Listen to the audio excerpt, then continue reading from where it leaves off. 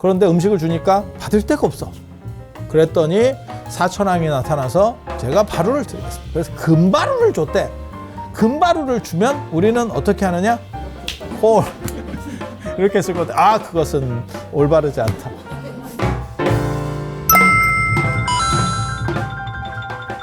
(122쪽) 보면 49일 요 기간 중에서 최초 37일 동안 21일 동안 대승불교에서는 그렇게 얘기해요. 화엄경을 설하셨다. 그래서 화엄 최초 37일. 아유, 앉아도 계셔야 되는데 화엄경도 설해야 되고 참 힘들지. 그래서 우리는 어떤 생각을 할 수 있느냐? 아, 잘 나가시는 분들도 발전하려면 투잡을 하는구나. 하나만 가지고는 쉽지가 않다. 인생이. 예, 쉽지가 않다. 이런 생각을 할 수가 있어요. 그리고 최초 27일, 14일쯤에 뭐가 사건이 벌어지냐면 이게 제28위의 공양이에요. 제28위의 공양. 제28위라고 하는 사람이 있어. 제2와 8이에요. 이름이 제2와 8이. 이게 사람 이름일 수 있을까라는 생각을 하는데, 8이. 제2와 8인데, 이 두 사람이 대상을 이끌고, 대상이 리더예요. 그러니까 조그만 상단의 리더야. 그래서 요 사람들이 이제 이렇게 그 근처를 지나가고 있었던 거야. 지나가고 있었던 건데, 이게 대상무역이라고 하는 게 상당히 위험한 게, 인도는 들적이 많아요. 산적은 없는데 들적. 우리식으로 말하는 산적이야. 근데 산적인데 여러분이 생각해봐요. 산적이 마을 사람을 공격할 거라고 생각하지 마. 절대 그렇지 않아. 예. 왜냐하면 마을 사람을 공격을 해버리면 마을 사람 중에 한 명을 누가 죽였어. 뭐 나물 캐러 왔는데 저 사람을 죽이고 얼마를 뺏었어. 예를 들면. 그러면 마을 사람들은 마을에 뭐 예를 들어 30명이 살아. 그럼 한 명이 안 오잖아. 그러면 그거를 수소문해서 찾기 시작한다고. 이해가 됩니까? 그래서 결국 그 산적이 누군가가 있는 것 같아라고 생각하면서 일이 커져. 그러니까 산적은 더 이상 일을 할 수가 없어. 그러니까 산적이 원하는 사람들은 누구냐면 보부상들. 안 그러면 과거 보러 가고 이런 사람들이에요. 이해가 됩니까? 그 사람은 죽이잖아? 몰라. 죽이고 그냥 산에다 묻었어. 예를 들면. 모르잖아. 이 마을 사람도 모르고 저 마을 사람도 몰라. 야, 그 보부상 원래 한 6개월에 한 번씩 돌아왔는데 요즘 안 오네? 끝이야. 이해가 됩니까? 그리고 뭐 나물 캐고 이런 사람들이야 뭔 돈이 있겠어. 그 사람 털어서 진짜 품값도 안 나오는 거지. 그 할매가 뭔 돈을 갖고 다니겠네. 뭐 돈 될 만한 게 뭐가 있겠어. 아니 그렇지 않아? 예전에 내 아는 사람이 그런 얘기를 했어. 돈이 없어가지고 자기 엄마한테 엄마 지갑에서 돈을 좀 훔쳤는데 돈이 얼마 없더래. 그런데도 칼을 뽑았으니까 안 훔칠 수도 없고 그래서 얼마나 훔쳤대. 근데 또 이름이 또 쫄보야. 그래가지고 우왕청심을 사. 그래갖고 청심한 값 빼니까 5,000원인가 나. 그래서 뭐라고 얘기하냐면 야 이게 할 짓이 아니다. 할 짓이 아니다. 마진율이 너무 적다. 그리고 사람이 쫄린다. 슬픈 거지. 근데 사람을 한 명 죽였는데 털었더니 2만 원 뭐 이렇게 나오면 이거 뭐야? 아니 그렇잖아. 보부상 이런 사람은 털면 나올 것 같지 않아? 아니 그냥 생각을 해봐. 걔는 다 물건을 지금 지고 있는 거잖아. 뭐 소금을 팔러 가든 뭐 옷감을 팔러 가든 뭘 팔러 가면 계산이 그렇게 나오잖아. 그냥 그러면 산적 입장에서 누구를 죽여야 되는가에 대한 선택지가 나오는 거지. 이해가 되시죠? 똑같아. 그래서 인도에서도 이렇게 대상무역을 하는 사람들을, 그러니까는 들적들을 좀 떼거리예요. 얘네도 혼자 다니지 않아. 떼거리로 다닌다고. 보통 등치를 키워서 나가는 거지. 실크로드도 다 마찬가지예요. 그렇게 털어가. 다 그렇게 털어간다고. 그래서 실크로드의 그 사막의 그 대상들도 다 그렇게 털린다고. 한 방에 털어버려요. 그래서 그렇게 터는 것들이 불교적으로도 이해가 많이 나와요. 뭐라고 나오냐면 이런 사람들이 많이 갈 때, 적은 규모의 상단을 털어가지고는 그것도 다 들적도 규모가 있는 거다. 작은 거 털어봐야 그거는 안 돼. 그러니까 큰 들적이면 그 다 규모가 있어. 작은 규모면 작은 걸 털어야 되고 큰 거는 또 큰 거를 털어야 되고 이해가 되시죠? 근데 큰 거는 굉장히 조직적인 것 같더라고.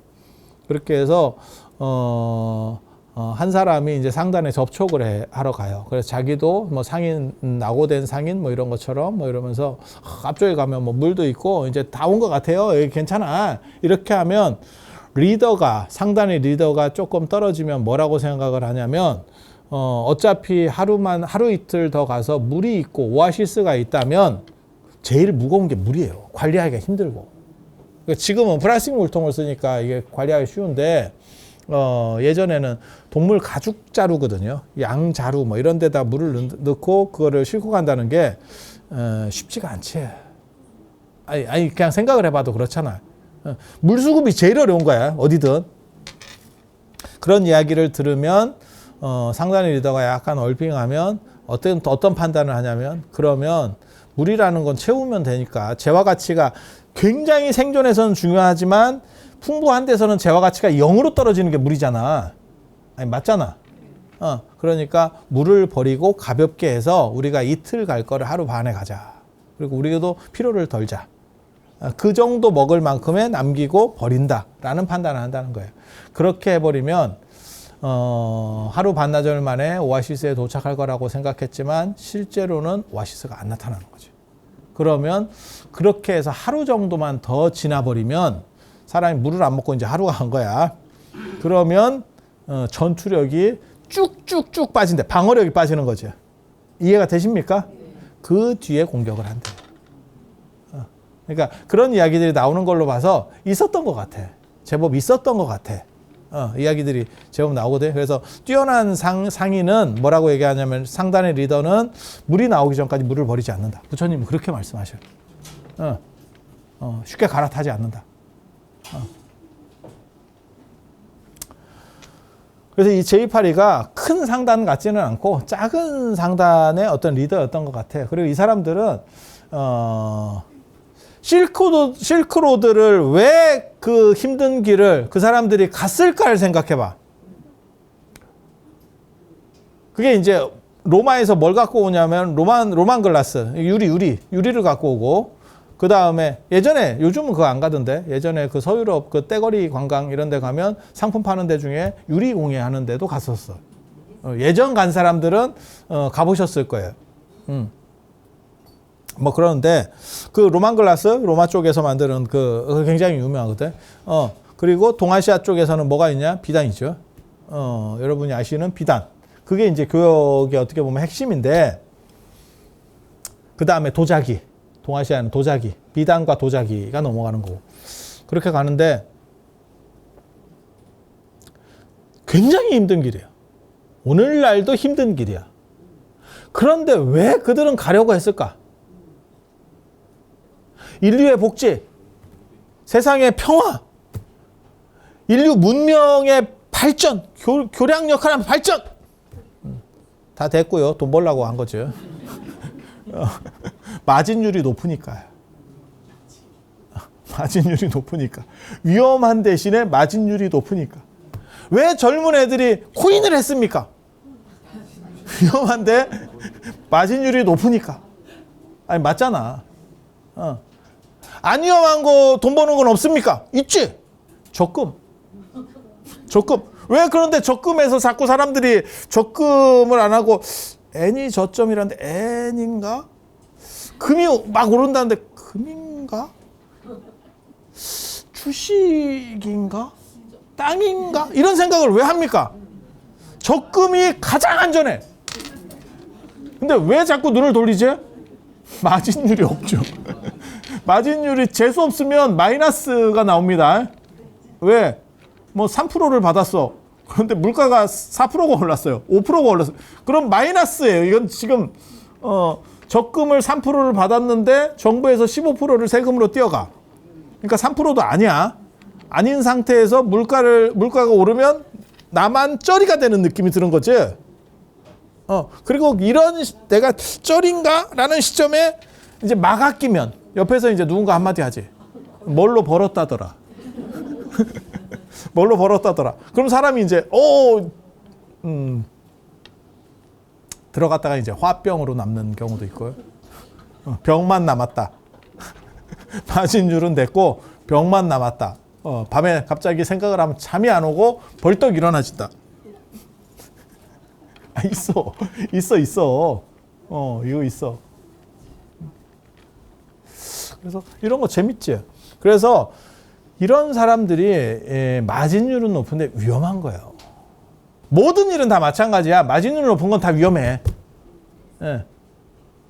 마진율도 높고 위험하지도 않아 라고 말하면 사기입니다. 그건 사기입니다. 그래서 이 마진율은 높은데 위험한 거지. 근데 얘는 그렇게 큰 상단은 아니야. 스토리를 보면. 그런데 이 사람들이 어떻게 하냐면 이 사람들이 수행자를 만나면 수행자한테 공양을 올리고, 그러니까 부처님이 아니고 그냥 지나가면서 계속 수행자를 만나면 공양을 올리고 축복을 해달라 그래. 그러니까 위험하니까 두려운 거지. 그러니까 나를 좀 축복해 주면 안 돼요? 뭐 이런 게 인도 문화야, 그냥. 그러니까 뭐하고 똑같은 거냐면 뭐 보부상 같은 사람들이 조선시대 때 다니다가 마을로 들어갈 때 막 선앙당에서 이렇게 돌 하나 놓고 기도하고, 있을 수 있는 얘기잖아. 왜? 계속 불안정성이 크니까. 이해가 되시죠? 그런 식으로 하는 거야. 그리고 자기네들한테는 그게 큰 것도 아니고, 수행자한테 무슨 뭐 그 당시에 화폐가 있는 것도 아니고, 그냥 음식 좀 공급해주고 축복해달라 하는데 뭐 그게 대단한 큰 경비가 드는 것도 아니잖아. 그리고 인도나 이런 데서는 이제 수행자, 이제 제대로 에너지가 많이 만들어진 수행자에게 이렇게 축복을 받으면 그 에너지가 옮겨가면서 방어막이, 일종의 방어막이 형성이 되는 거예요. 그건 이제 두 가지죠. 정신적인 것과 물질적인 것으로부터 큰 데미지를 안 받고 잘 될 수 있게. 그래서 음식을 공양을 드렸더니 부처님께서 바루가 없대. 음식을 받아야 되는데 바루가 없어요. 왜 바루가 없냐면 부처님께서 깨달음을 얻기 전에 그 니련선화에서 나무 바루를 누구한테 받았냐면, 누구한테 받은 거냐면 수자타한테 받은 거예요. 그거를 물 위에다 띄우고 나는 더 이상 밥을 먹지 않겠다. 나 깨닫지 못하면 죽겠다. 라는 각오를 딱 다지면서 바루를 날렸거든. 그래서 바루가 없어.